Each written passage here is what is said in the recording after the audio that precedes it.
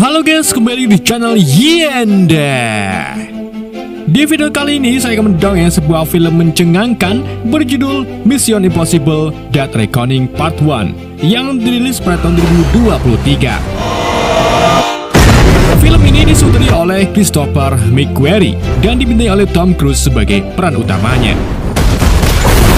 Film ini merupakan angsuran ke-7 dari seri film Mission Impossible.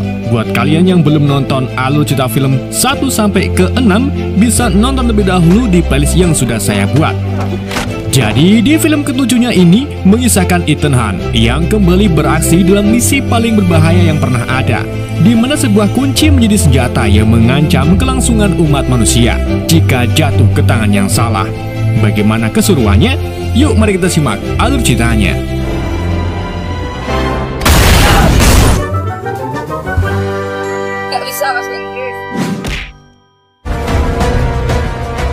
Semua berawal dari sebuah kapal selam Rusia bernama Sevastopol yang mengangkut perangkat komputer atau AI yang sangat berbahaya di Laut Bering. Perangkat ini hanya bisa diakses menggunakan sebuah kunci yang dibuat secara khusus menjadi 2 bagian dan disimpan oleh 2 orang. Tepat kawas all expectations. Saat kapal selam ini akan kembali ke negaranya, tiba-tiba mereka mendeteksi adanya kapal Amerika yang berjalan di depan mereka. Sang kapten pun mengambil langkah untuk menyalip melalui belakang. Akan tapi, kapal musuh malah melepaskan beberapa torpedo ke arah mereka. Tanpa pikir panjang, mereka pun melakukan hal yang sama, yaitu melepaskan torpedo.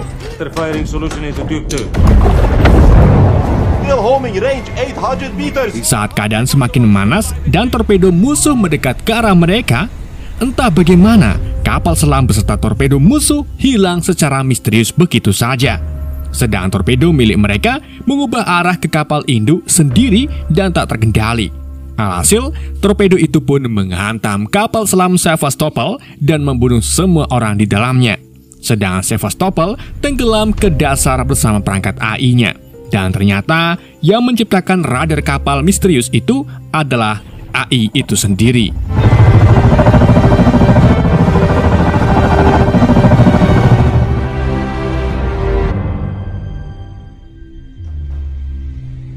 Food delivery. Scene lalu berpindah ke Amsterdam, di mana Ethan Hunt mendapatkan misi baru yang dikirim melalui kurir baru IMF. Misi ini diberi langsung dari direksi IMF, yaitu Aiguin Catred. Dalam misi itu, Ethan diminta untuk melacak Ilsa Voss yang sudah mencuri salah satu dari 2 kunci di awal film. Kunci ini dinilai sangat penting bagi pemerintah karena bisa digunakan untuk mengakses AI jahat yang dijuluki sebagai entitas. Dan entitas ini dipercaya bisa mengakses sistem digital apapun di seluruh dunia. Tentunya, jika kunci ini jatuh ke tangan yang salah, maka akan menimbulkan bencana yang besar bagi umat manusia. Itulah mengapa Ilsa kini menjadi buron dan dipatok harga $50 juta untuk siapapun yang menemukannya atau membunuhnya. In search of your friend. After that is up to you, your actions. Good luck, Ethan.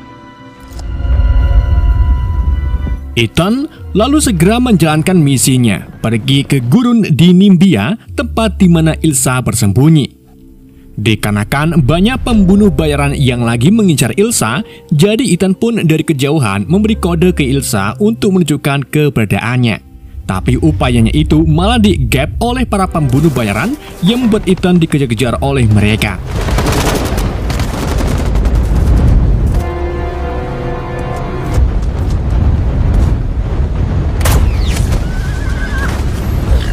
Ethan kemudian lari dan memancing mereka ke tempat persembunyian Ilsa. Dari situlah baku tembak antara pembunuh bayaran dan Ilsa terjadi.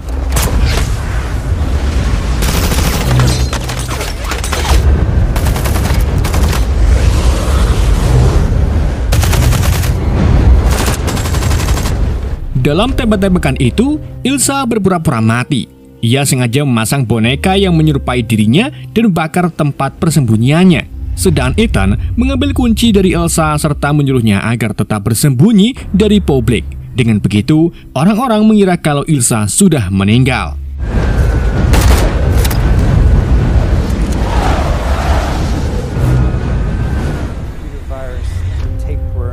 Di sisi lain, Catherine melakukan pertemuan dengan The Community yang terdiri dari berbagai kepala badan intelijen dan diketuai oleh Direktur dan Lingar.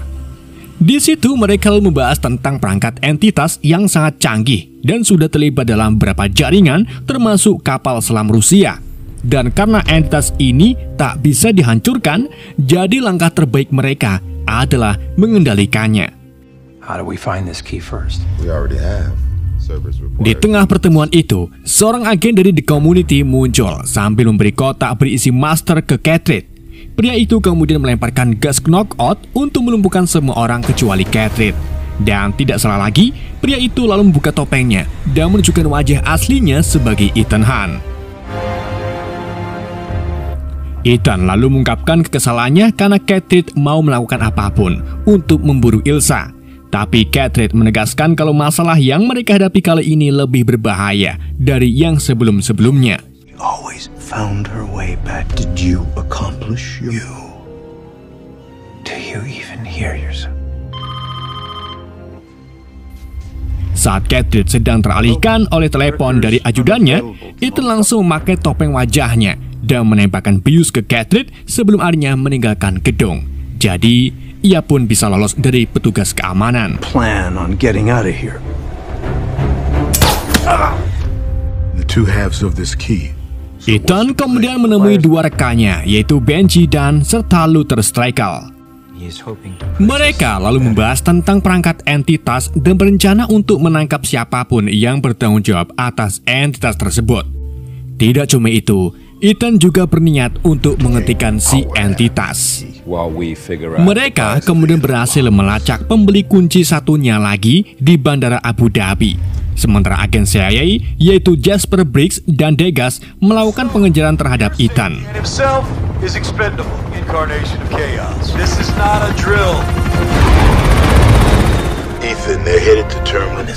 Singkat cerita, saat di Bandara Abu Dhabi, Ethan mengenakan kacamata khusus yang bisa melihat keberadaan kunci tersebut. Ia juga dibantu dua rekannya yang mengelola sistem sehingga bisa mengelabui kamera pengawas. Snapshot headed south. Oh, my Kit Kat so far. It's not him. It's him. Facial comes back with a perfect. Dan saat Ethan mendekati si pembeli, seorang wanita bernama Grace secara diam-diam berhasil mencuri kunci tersebut. Alhasil, Ethan pun mengubah targetnya dengan mengikuti si Grace.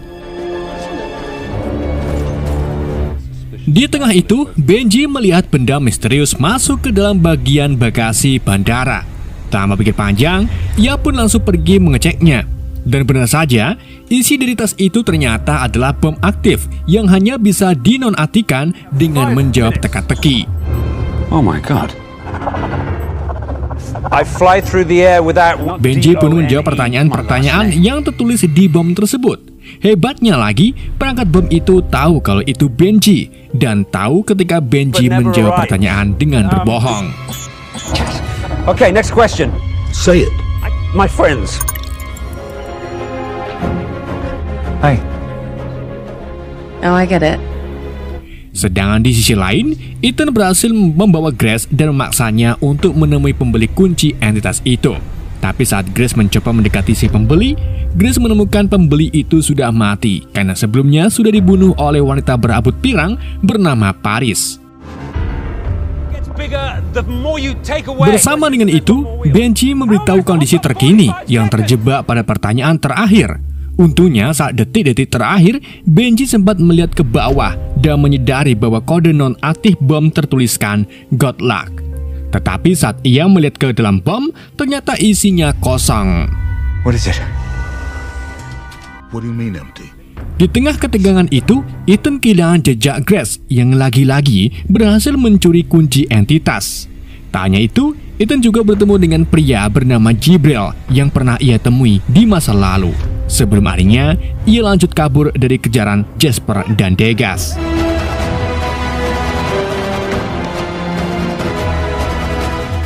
No more ones and zeros. Kemampuan menipu dan mencuri Grace memang tak diragukan lagi. Karena hal itu, ia pun kini ditangkap di kepolisian Roma karena memiliki banyak paspor dengan identitas berbeda-beda. Bahkan, ia juga diburu kepolisian dari berbagai negara karena kasus penipuan serta pencuriannya. My lawyer. Tak lama kemudian, Grace dibawa ke seorang pria yang mengaku sebagai pengacaranya, dan ternyata pria itu adalah Ethan. Di sini Ethan menawarkan untuk membantu mengeluarkan Grace, tetapi dengan syarat Grace harus mau membantu Ethan mendapatkan kunci entitas tersebut. Namun, Grace mengaku kalau ia sudah bekerjasama dengan seorang yang mintanya membawa kunci itu ke istana Dracula, Venesia besok malam. Carly Palace. Tomorrow, midnight. You expecting someone? Di tengah obrolannya, Ethan menyadari keberadaan Jasper serta Degas dan langsung kabur membawa Grace. Namun, Grace kembali menemukan celah untuk lari dari Ethan dan melarikan diri menggunakan mobil polisi.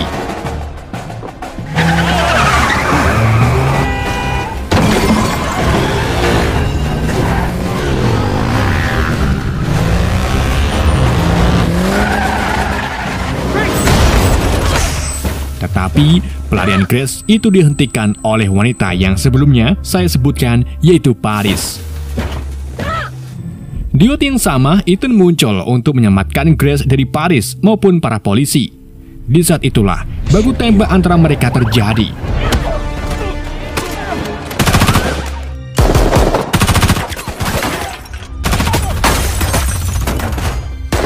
Ketika mereka sibuk tembak-tembakan, Ethan mengambil kesempatan itu untuk membawa Grace pergi menggunakan mobil. Tentunya, Paris, para polisi, dan juga agen CIA tak membiarkan begitu saja dan langsung melakukan pengejaran di tengah kota Roma.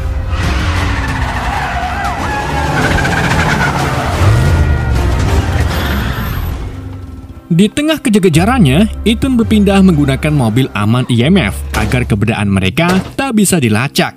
Namun karena Grace merupakan buron kelas kakap, jadi CCTV jalanan pun berhasil mengidentifikasi wajahnya, dan hal itu juga memudahkan Paris menemukan keduanya.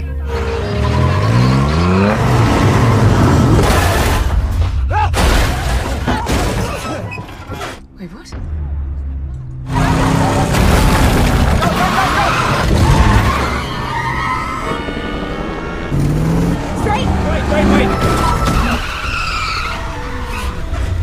Saat keduanya dihadang di antara polisi dan Paris, Ethan mengambil jalan tikus sampai akhirnya mereka terjebak di lorong kereta bawah tanah.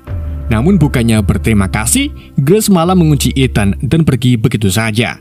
Untungnya, sebelum kereta melintas, Ethan berhasil melepaskan diri tepat sebelum mobil tertabrak kereta.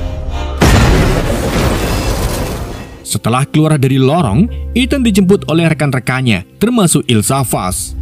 Mereka lalu pergi ke tempat persembunyiannya, di mana mereka membahas tentang pertemuan di istana Dracula yang sebelumnya disebutkan oleh Grace. Acara ini diselenggarakan oleh pedagang gelap senjata internasional yang kita kenal sebagai Alana Mitsopoulos atau White Widow, janda putih. Tidak cuma itu, mereka juga membahas tentang bom yang Benji temui di bandara dan mencurigai Jibril sebagai pelakunya. Nah, Jibril ini diketahui menjadi alasan Ethan bergabung dengan IMF. Hal itu dikarenakan Jibril membunuh pacar Ethan yang bernama Mary, yang wajahnya mirip dengan Grace. Died a long time ago. He made me who I am today. I don't accept that. Singkat cerita, mereka pun langsung bersiap pergi ke pesta Dracula yang diketahui kalau Jibril juga hadir di sana. Dalam pesta itu, mereka semua saling bertemu, termasuk Paris yang merupakan kaki tangan Jibril.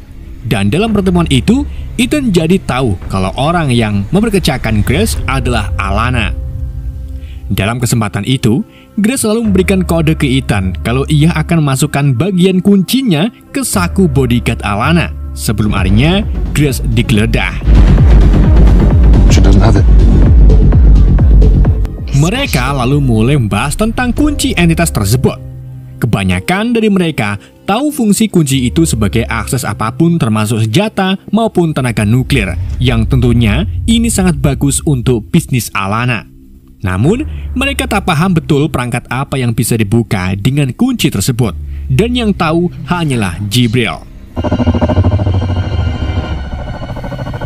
Ethan pun membujuk Alana agar tidak bekerjasama dengan para penjahat itu dan mengambil alih kunci entitas. Akan tapi, Alana tetap teguh dengan pilihannya.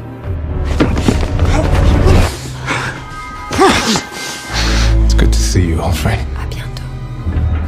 Ethan kemudian sengaja membuat keributan. Dengan begitu, Grace berhasil mengambil kembali bagian kuncinya dari saku bodyguard Alana dan kabur melarikan diri.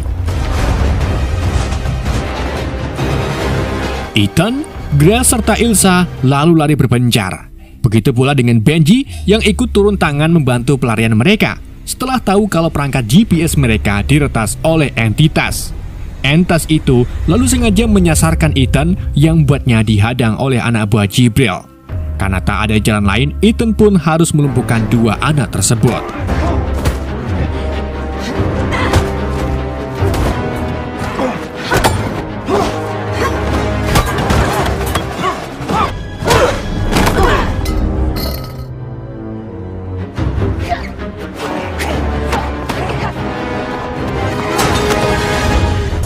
Jibril lalu memukuli Grace habis-habisan sebelum akhirnya Ilsa muncul untuk melawan Jibril.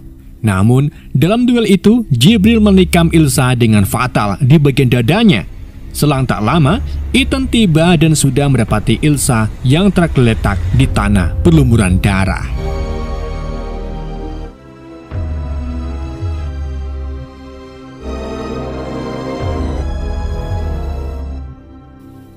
Kini, Grace bergabung dengan Ethan, Benji, dan Luther karena merasa bersalah atas kejadian yang menimpa Ilsa. Namun, Luther meyakinkan lagi kalau itu bukan salahnya. Untuk menebus kesalahannya, Grace setuju untuk membantu mereka menghentikan transaksi kunci entitas. Luther menjelaskan kalau Alana akan melakukan transaksi kunci entitas bersama pelanggannya di sebuah kereta Orange Express tujuan Innsbruck. Dan tugas Grace adalah menyamar menjadi Alana menggunakan topeng canggih milik mereka dan menggagalkan transaksi. Sementara Ethan bertugas untuk melindungi Grace. Sedang Luther akan melacak jejak entitas melalui hard drive-nya. Luther juga memutuskan pergi ke tempat terpencil agar para entitas tidak bisa menemukannya atau meretasnya. Tak hanya itu, ia juga berpesan ke Ethan agar tak membunuh Jibril, karena hanya Jibril lah yang tahu kunci itu digunakan untuk membuka perangkat apa oleh para entitas. Namun saat mereka sedang mencetak topeng Ethan untuk menyamar sebagai bodyguard Alana, mesinnya tiba-tiba rusak. Alhasil, Ethan pun membuat rencana baru untuk masuk ke dalam kereta. Promise me. Singkat cerita, hari pembeli entitas pun telah tiba, di mana Paris serta Jibril ternyata sudah berada di dalam kereta. Mereka membunuh kondektur dan menyabotase kereta sehingga berjalan di kecepatan maksimum.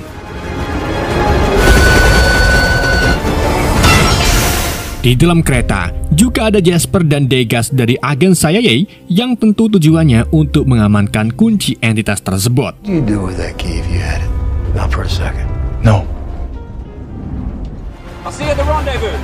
Bersamaan dengan jalannya kereta, Ethan mengendari motor melalui bebukitan sambil mencari waktu yang tepat untuk melompat ke atas kereta.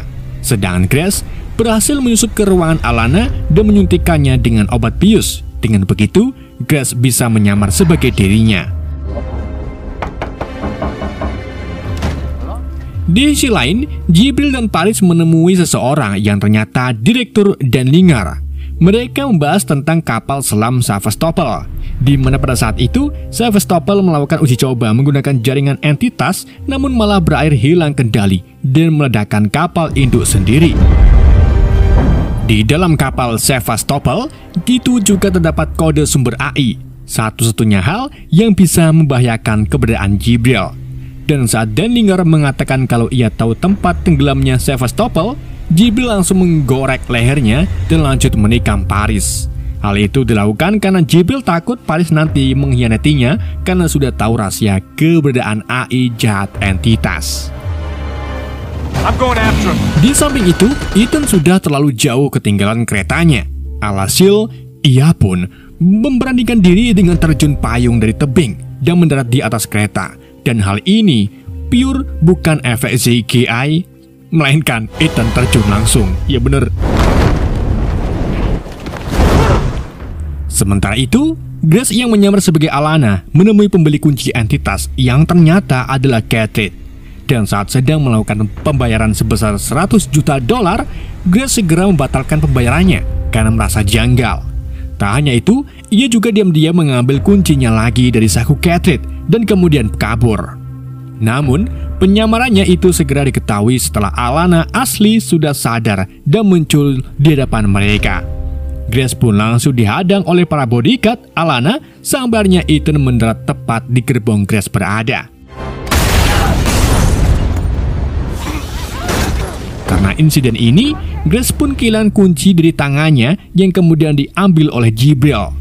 Ethan kemudian langsung mengejar Jibril ke atas kereta dan terlibat duel antar keduanya.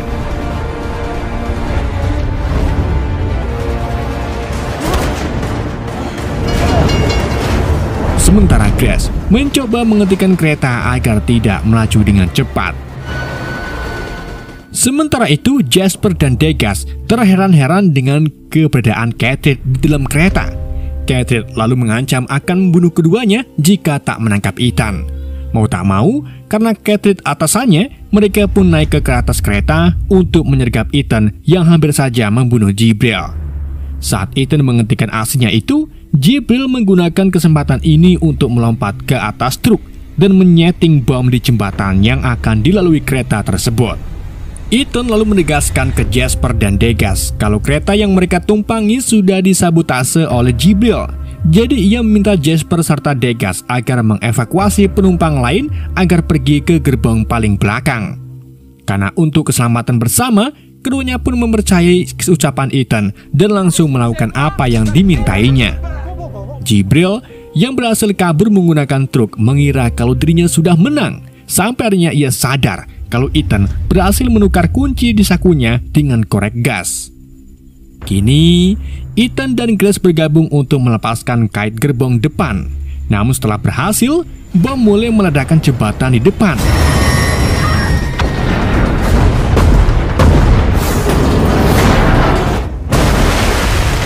Grace dan Ethan pun menunjukkan aksinya berpindah-pindah dari gerbong depan ke belakang sebisa mungkin.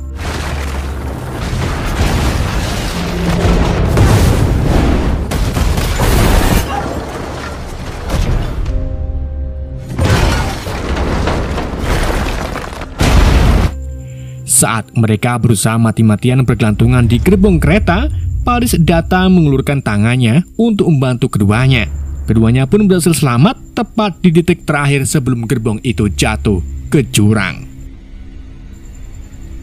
Setelah kejadian ini, Paris menjadi lemas karena luka tikamannya. Ethan lalu menanyakan ke Paris tentang apa yang bisa dibuka dengan kunci entitas ini, yang kemudian dijawab dengan menyebut Sevastopol. Sebelum akhirnya Paris meninggal. Ethan kemudian kabur menggunakan parasutnya sebelum ia ditangkap oleh dua agen CIA. Sedangkan Grace menemui Catherine dan mengatakan kalau ia ingin bergabung dengan IMF. I choose to accept. Does he know? Kini Ethan mendarat dengan mulus dan bertemu Benji sambil membawa sepasang kunci entitas. Keduanya lalu pergi mengendarai mobil. Will pay the ultimate price. Dan di dalam mobil, kemudian terdengar suara Catherine yang menyampaikan misi berikutnya, yaitu berkaitan dengan menemukan kapal Sevastopol untuk menyelamatkan dunia. Atau jika tidak, maka entitas akan dianggap menang. Dan begitu pula dengan Jibril. Film pun bersambung. So hurry. Oke guys, itulah alur cerita film Mission Impossible Dead Reckoning Part 1. Semoga kalian terhibur dengan alur cerita yang saya bawakan. Mohon maaf jika ada kesalahan dalam penyampaiannya ataupun penyebutan nama. Pesan yang tidak bisa kita ambil dari film ini, pria sejati adalah pria yang sebelum mandi menghirup bau sempak. Sekian dari END, sampai jumpa di video berikutnya.